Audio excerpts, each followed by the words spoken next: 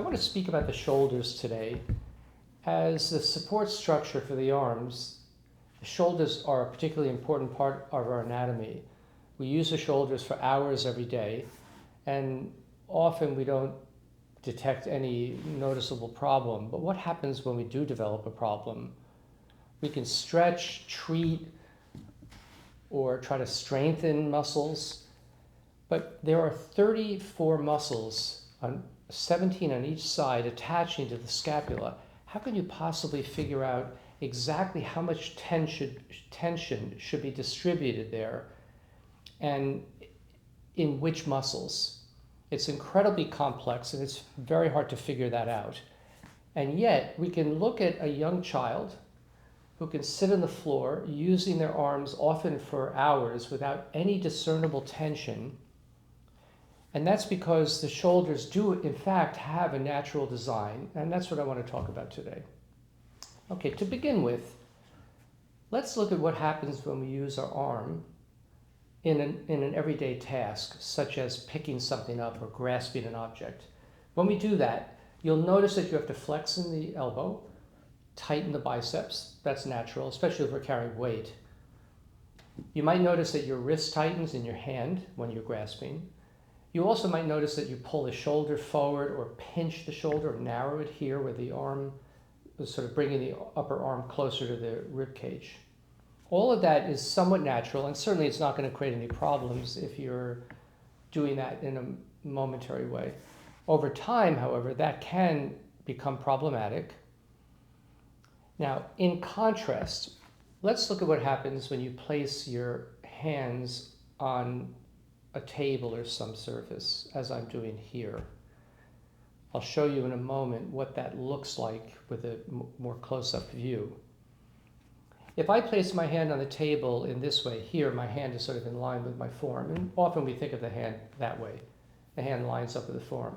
If I place my hands on the table, however, the two hands, then they're going to be more like this, going onto the table like this. Again, I'll show you that in a close-up in a second. And when I place my hands on the table like that, you'll see that the hand forms an angle at the wrist with the forearm, so that you have the hands parallel like this and the forearm angling. And then with the forearms angling outward, the upper arm will also angle out away from the torso. In other words, not get pulled into the torso. So you have a kind of a configuration of the arms that you can see here. With the arms configured this way, we have a very different arrangement than when we were grasping the object. When we grasp an object, it seems like all the parts kind of pull into each other because we're doing a lot of flexion, right? When your hands go onto the object, it's as if the hand is able, with a contact point, to come onto the object or the surface of the table, and there's a kind of a point of support here at the shoulder where the arm begins, and here at the table where the hand is contacting the table, so that instead of contracting the whole arm, the hand and arm are supported, and it's as if within that whole framework, muscles can let go. We can even see that in more detail now if, with my hands on the table, you look at each segment of the hand.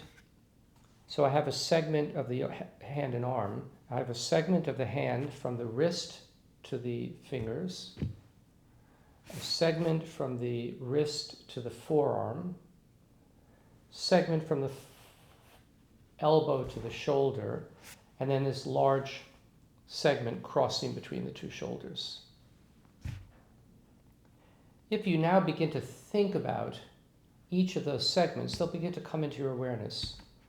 So with the hand, if you think of the distance between your finger and your wrist on both hands, I'm kind of doing it with one hand and pointing with the other, but you could do it with both.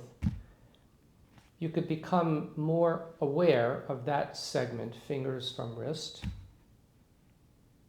And now you could think of this segment from your wrist to your elbow.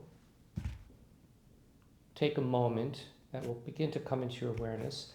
If you can't feel that segment very well, just think of kind of rubbing the skin, and then you become really quite clearly aware of the fact that we have that whole segment of the arm, the forearm.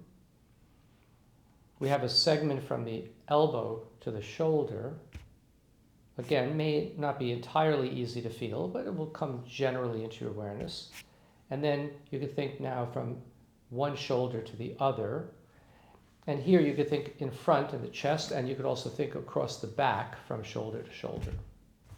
Okay, so when you've had time to think of the different segments of the hand, arm, and shoulder, and you find that they come into your awareness, you'll see that there's a kind of a framework that makes sense of how the arms and shoulders work. There are two things that come out of this. First, instead of vaguely worrying over or thinking that we know what's wrong, we're actually giving ourselves a structure within that organizes our experience, so that now with that structure we can organize our awareness according to the parts and not according to what we think is the problem. The second thing the framework does is that it gives us an actual structure within which muscles let go. So that from here to here, there are actual muscles that can let go. From here to here, there are muscles that can let go. And that's what makes this framework so significant. We actually have a design that makes sense of how the arms, hand, and shoulders work. And here, we're identifying the design and utilizing it to bring about actual changes. There's a final element here that's important to mention, which is that when we spend time thinking about the hand, that's something it's not totally unfamiliar to us. We all have awareness of our hand. We have a lot of direct feedback from our hands, and the hands are under direct conscious control, like when we're using using a tool or something. When we actually think of these segments, though, we're bringing out our ability to become kinesthetically aware of these parts, so that in a way that's not familiar to us, we're bringing it out in a way that becomes an emergent ability that normally we never develop.